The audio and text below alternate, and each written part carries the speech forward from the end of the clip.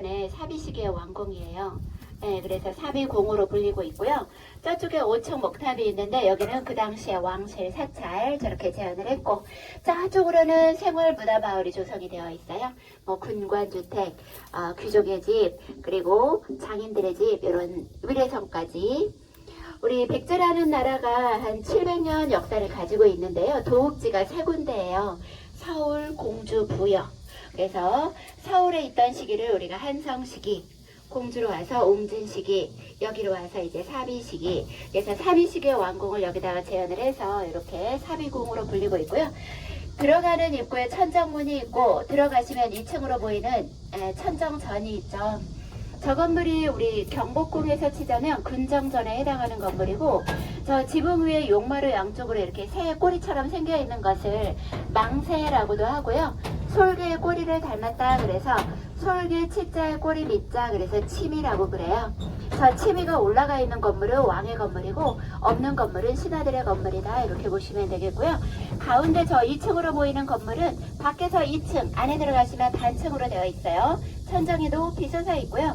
저 건물에서는 주로 행사를 했던 뭐 왕의 주기식, 신년 할애식, 외국 사신 접대 이런 행사를 했던 건물이고, 이쪽 동궁하고 저쪽 서궁에서 왕이 진문을 보셨대요. 동궁에서는 문관들하고 서궁에서는 무관들하고 이렇게.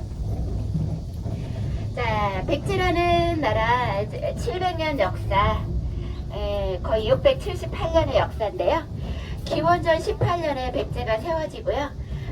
누가 세웠는가 하면 고구려의 시종 주몽의 아들 온조가 형 비류와 같이 내려와서 백제를 세웠다 그래요. 형은 지금의 인천 바닷가로 가서 이제 나라를 세웠고, 동생 온조가 열무리의 시대를 이끌고 이제 지금의 한강유역으로 갔어요. 그래서 처음에, 근데 이제 얼마 안 있고 그 인천으로 간 형 비류가 죽게 된대요. 그래서 그 신하무리들이 온조 쪽으로 다 합류가 되면서 이제 온 백성이 따르는 나라다, 이렇게 해서 백제라고 불리게 되었어요. 이렇게 해서 지금 서울 지역에서 거의 도읍지를 한 500년 정도 유지를 했고요. 그러다가 이제 고구려의 장수왕의 남하정책으로 한강유역까지 다 빼앗기고, 그리고 그 당시에 왕이 계로왕이셨는데 지금 서울에 있는 아차산에서 죽임을 당하셨어요. 그래서 그 아들이 급하게 도읍을 옮겨온 곳이 지금의 공주이고, 공주로 와서 64년 정도 도읍을 유지하다가 이제 경제적으로도 많이 회복이 되고 왕권도 강화가 되면서 이제 제2의 전성기를 맞이하려는 이 포부를 가지고 그 무령왕의 아들 성왕께서 이쪽으로 도읍을 옮겨오셨어요. 그래서 그 도읍을 옮겨오실 때 여기 지명은 사비였다가 성왕이 여기로 도읍을 옮겨오고 나서 여기를 남부여라고 바꾸었대요. 그래서 지금까지 이렇게 부여라고 불리고 있고요. 자, 이쪽으로 보시면 이렇게 연못이 있고, 양쪽으로 저 가운데 길을 사이에 두고 저쪽 이쪽으로 해서 연못이 있고요. 연못이 있는 의미는 이제 사찰에 들어갈 때는 우리가 속세의 마음을 깨끗이 하고 가자, 정화의 의미가 있대요. 그리고 요 목탑, 사찰에 들어가시면 이제 바로 이렇게 목탑이 있는데, 옛날에 이 탑을, 사찰에서 탑을 짓는 이유는 이제 부처님 사리를 모시기 위해서 탑을 짓는다 그래요. 근데 옛날에는 이런 목탑을 많이 지었는데 불이 나면 굉장히 위험해지겠죠. 그래서 불이 났을 때 이 연못이 소방수 역할을 했다 그러고요. 이 사찰은 1500년 전에 왕실 사찰이에요. 백제라는 나라가 그 고구려의 남하정책을 피해서 공주로 도읍을 옮겨왔을 때 백제하고 신라는 굉장히 돈독한 동맹 관계를 맺고 있었어요. 근데 이제 신라가 배신을 했다 그러죠.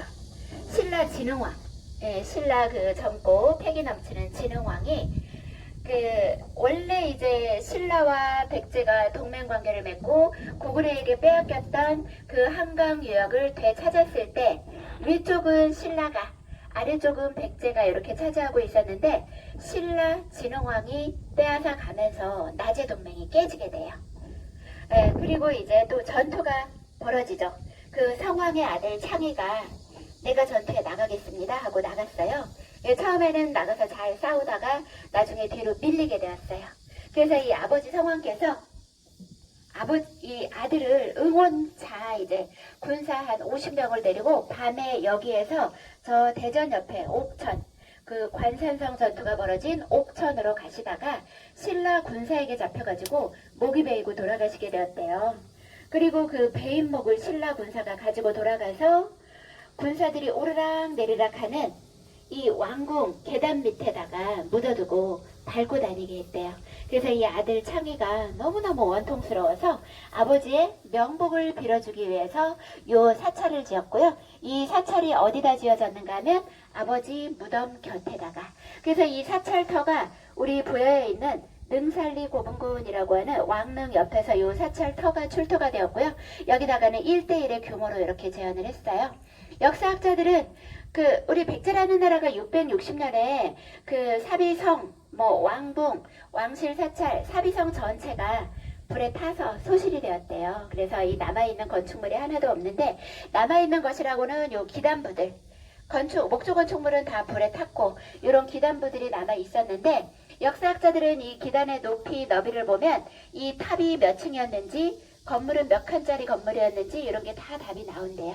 그래서 1대1의 규모로 여기다가 이렇게 제안을 하게 되었고요.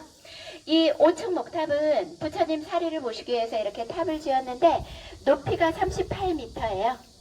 저 꼭대기에 금으로 되어 있는 부분이 그 상징하는 게 무엇인가 하면 고천. 옛날 고대 사람들은 하늘이 9개라고 여겼대요. 영혼이 구천을 떠돈다 이렇게 표현을 했어요. 우리 어르신들도. 그래서 사람이 돌아가시고 나서 저 극락으로 이렇게 가지 못하고 하늘을 맴돌고 있다. 영혼이 구천을 떠돈다 이렇게 표현을 했는데, 지금 저 금으로 표현된 부분이 그 하늘을 상징하는 것이고요.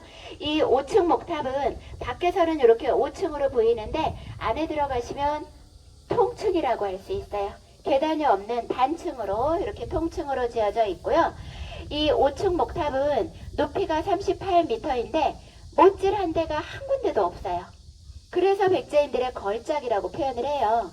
백제인들의 이 기술이 신라로 가서는 황룡사 구층 목탑도 지었고, 일본으로 가서 일본 최초로 유네스코에 등재된 사찰이 호류지라고 있어요. 한자로는 법룡사라고도 하는데, 우리나라 분들이 그 나라현 가셔가지고 그 사찰을 보고 오신 분들이 많으신데요. 여기 오시면 그 사찰하고 많이 닮았다 그러는데, 그 사찰이 바로 우리 백제 그 창왕자 위덕왕 때 이제 그 백제인들이 건너가서 지은 사찰이라고 하고요. 자, 그 요 탑 뒤에 대웅전이 있는데, 저기에 가시면 그 백제금동 대향로 똑같이 만들어서 스님께서 향불을 피우고 있는 향로를 보실 수가 있는데요. 이 향로의 진품은 지금 국립부여 박물관에 있고, 그 향로가 이 사찰에서 한 1500년 전에 그 먼저 돌아가신 선왕들의 명복을 빌 때 향불을 피웠던 향로이잖아요. 나이는 거의 1500살 정도로 추정을 하고 있는데, 땅속에만 1400년 정도 이렇게 진흙 속에 묻혀있던 그러한 향로예요. 근데 이제 발굴 당시 1993년도 발굴 당시에 거의 온전한 상태로 발굴이 되었대요. 그 이유가 진흙 속에 묻혀 있으면서 진흙 속에는 물이 가득 고여 있잖아요. 물이 공기를 차단해 준 거예요. 그래서 부식되는 것을 굉장히 많이 막아주어 가지고 거의 온전한 상태로 발굴이 되었어요. 그래서 이제 우리가 백제의 타임머신이다 라고 불릴 정도로 거의 온전한 상태로 발굴이 되었는데, 요 공방터 자리 요쪽 건물에서 이렇게 발굴이 되었어요. 아마도 백제의 마지막 날 요 사찰에 계셨던 그 당시의 스님께서 그 소중한 이 왕실 사찰에서 쓰이던 하나밖에 없던 그 향로를 그냥 두고 가자니 신라군이나 당나라군이 가지고 갈 수도 있고, 놓고 가자니 그쵸? 가지고 갈 수도 있고, 가지고 피신하기에는 너무 크고 무겁고, 높이는 61.8cm이고요. 그 무게가 11.8kg이 나가요. 그래서 아마도 이쪽 그 수조 속에다가 이렇게 놓아두고 흙으로 잘 덮어놓은 게 아닐까 이렇게 추정을 하고 있어요. 저쪽 앞에 있는 무덤은 귀족의 무덤이에요. 들어가는 입구에 구멍이 뚫려져 있는데 보이시죠? 저기에 돌을 이렇게 깎았어요. 판석으로. 거기에다가 문을 달아 놓았었는데, 문을 왜 달아 놓았는가 하면 합장을 하기 위해서. 부부가 한날 한시에 돌아가실 수 있는 게 아니죠. 요즘이야 뭐 이런 차도 있고 비행기도 있고 한나라시에 돌아가실 확률도 있긴 한데, 옛날에 어느 한 분이 먼저 돌아가셨을 때 그분을 먼저 모셔서는 저렇게 문을 달아 놓았고, 두 분을 다 모시고 나서는 흙으로 이렇게 마저 봉분을 했던 그런 합장능이고요. 저기는 귀족의 무덤이에요. 귀족의 무덤, 왕릉이 아니라. 우리 통일신라 이전에 삼국이 있었죠. 고구려, 신라, 백제. 고구려, 신라, 백제를 다 통틀어 가지고 그 왕의 무덤 중에서 주인을 알 수 있는 무덤이 딱 한 길. 공주에 가시면 무슨 능이라고 하는 무령왕 능이 있어요. 왕의 무덤 중에서 주인을 알 수 있는 무덤만 무슨 능이라고 한다 그러고요. 주인을 알 수 없는 왕의 무덤, 왕의 무덤이라고 추정은 되는데 주인을 알 수 없는 무덤은 무슨 총이라고 한대요. 총 많이 들어보셨죠?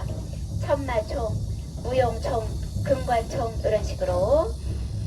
자, 우리가 이렇게 여기가 왕궁이고 아까 저쪽으로 왕실 사찰, 이렇게 우리가 주변을 이렇게 보시면서 오셨는데요. 이 모습은 1400년 전에 사비시기의 모습을 이렇게 보시면서 오셨는데, 우리 고대 국가 고구려 하면은 동아시아의 최강국, 중국의 수나라, 당나라가 쳐들어왔다가 돌아간 동아시아의 최강국으로 표현을 하고 있고, 백제라는 나라는 동아시아의 문화강국, 이렇게 표현을 해요. 그래서 백제인들이 굉장히 문화가 뛰어나서 이 문화를 이제 뭐 신라로 일본으로 전파하는 역할을 많이 했다 그러고요. 그 일본으로 전한 저 불교 문화가 바로 일본의 지금 고대 문화를 형성한 아스카 문화, 백제인들이 전한 문화. 자, 여기서 보시면 저 뒤에 노란색 깃발이 있는데 보이시죠? 저기가 서울에 가시면 몽촌토성 풍납토성이 있어요. 2000년 전에 백제 초기의 모습을 저기다가 저렇게 재현을 해 놓은 거예요. 저 안에 들어가시면 그 당시에 뭐 궁전, 그 당시에 가옥들, 이런 것들이 재현이 되어 있고요. 그 앞쪽으로 있는 이 건물들이 장인들의 집이에요. 백제라는 나라가 굉장히 문화적으로 우수한 나라이다 보니까 나라에서 이 장인들을 굉장히 우대했대요. 박사라고 호칭을 했대요. 우리 왕인 박사라고도 들어보셨죠? 한자나 유교 경전 이런 걸 전파하던 이런 박사, 이런 기와장을 만드는 장인을 와 박사, 저 탑을 짓는 장인을 노반 박사, 다 이렇게 박사라고 호칭을 하면서 굉장히 우대해줬다 그러는 장인들의 집이고, 이 집은 사택지적이라고 하는 귀족의 집인데, 백제 시대 때 사택이라는 성씨를 가지고 있으면 굉장한 귀족이었다, 이렇게 보시면 돼요. 지금으로 치자면 국무총리 바로 아래에, 익산에 가시면 미륵사지 서탑에서 사리를 모시는 사리기가 나왔어요. 미륵사지는 무왕 때 지어졌거든요.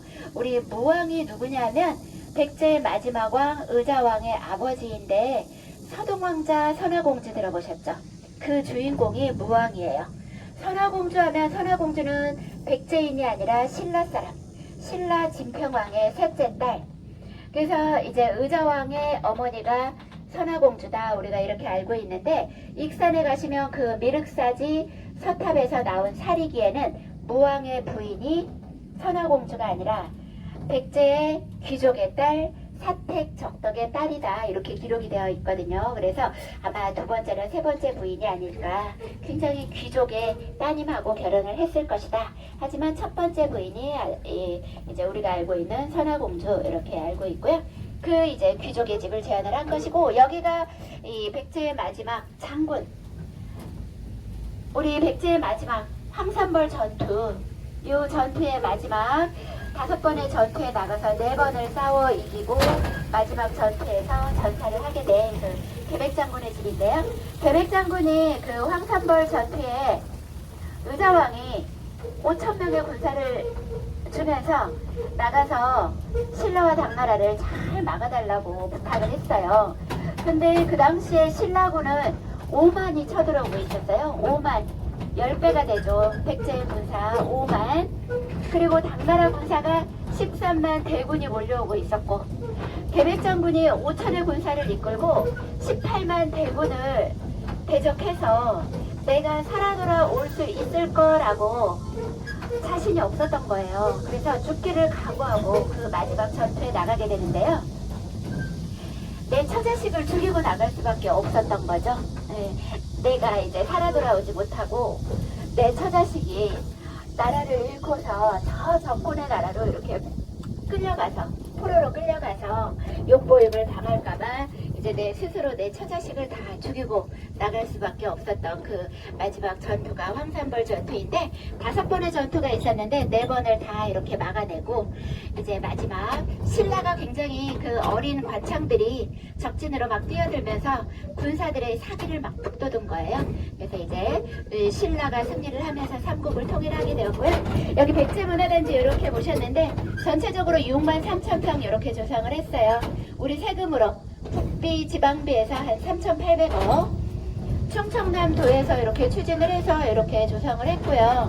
주변으로는 요 충청남도가 공무원들이 못하는 거, 뭐 수익을 내는 뭐 여러 가지 부족한 거 많죠. 숙박도 없고 즐길 거리도 없다면 멀리서 오셔가지고 부족한 게 많은 것을 민자하고 이렇게 협약을 맺어서 100만 평 정도 지금 현재 2박 3일 정도의 체험 관광지를 이렇게 조성을 하고 있어요.